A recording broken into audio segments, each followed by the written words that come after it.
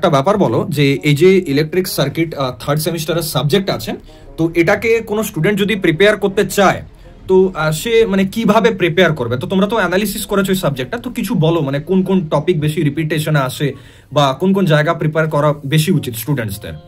দেখো, যেটা আমি বলবো ইলেকট্রিক সার্কিট থিওরি যেটা আমি অ্যানালাইসিস করেছি, দেখো প্রথমত সবথেকে ইম্পর্টেন্ট হচ্ছে ল্যাপ্লাস, যেটার ফর্মুলা দুটো ইয়ারে লাগাতার এসছে। আচ্ছা, তারপর নেক্সট আছে তোমার two port network, Z Y ABCD H parameter. এই যে যেমন আমরা জেড প্যারামিটারের এখানে দেখো নিউমেরিক্যাল দেখতেও পাচ্ছি, ঠিক আছে? আই হোপ মানে তোমরা সবাই দেখতে পাচ্ছ, ঠিক আছে? এটা টু পোর্ট নেটওয়ার্কে জেড প্যারামিটার থেকেই কোশ্চেন আসছে। আচ্ছা, নেক্সট সার্কিট থিওরেম থেকে সবথেকে বেশি এসছে। আচ্ছা, মানে ওই থেভেনিনস নর্টনস ওখান থেকে একদম ঠিক আছে। আর তারপরে তোমার সবথেকে most nodal and mesh analysis, যেটা বারবার রিপিট হয়েছে। নিউমেরিক্যাল আমরা রিপিট দেখেছি, মানে মাল্টিপল ইয়ারে কিন্তু রিপিট এসছে।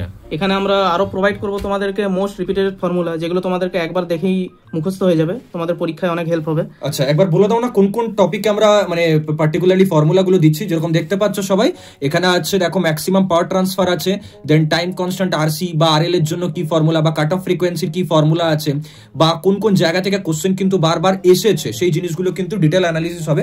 আচ্ছা সৌরভ, একটু আমাদের এই যে পার্টিকুলার পেপারগুলো আছে, এই পেপারের মধ্যে কোন কোশ্চেনটা কোন পার্ট থেকে এসেছে সেটাও একটু স্টুডেন্টসদের বলো।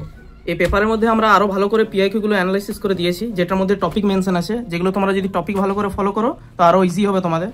প্লাস তোমাদের দেখতে পাচ্ছ যেমন এইসব কোশ্চেনগুলো কেমন ডায়াগ্রাম সময় তোমাদের ডেসক্রাইব করে টপিক মেনশন করা আছে, তোমরা এই রিলেটেড অন্যান্য টপিক আরো দেখতে পারবে। হ্যাঁ, মানে দেখো এক্সামে পিওয়াইকিউ ডিরেক্ট রিপিট হয় না, কিন্তু কনসেপ্ট রিপিট হয়। যেমন ল্যাপ্লাস ট্রান্সফর্মারের transform of time domain signals থেকে হয়তো কোশ্চেন আসতে পারে। তো যদি এই টপিকটা পড়ে যাও, ধরো এই নিউমেরিক্যালটারই অন্য টাইপের একটা নিউমেরিক্যাল চলে এলো সেম কনসেপ্টের উপর, হতে পারে সেই কনসেপ্টটা বা সেই পার্টিকুলার নিউমেরিক্যালটা হয়তো তুমি সলভ করতে পারছো না, তখন এই কনসেপ্টটা যদি তোমার পড়া থাকে না, তখন কিন্তু পরীক্ষায় একটা ভালো তুমি স্কোর পেতে পারবে বা তোমার ব্যাকলগও কিন্তু আসবে না। আর বাকি স্টুডেন্টসদের এটাই বলবো যে যারা যারা এরকম ডিটেল অ্যানালিসিস চাও নেক্সট সাবজেক্টস গুলোর, তারা কিন্তু কমেন্টে জানাতে পারো। দেখা হচ্ছে নেক্সট ভিডিওতে। Thank you.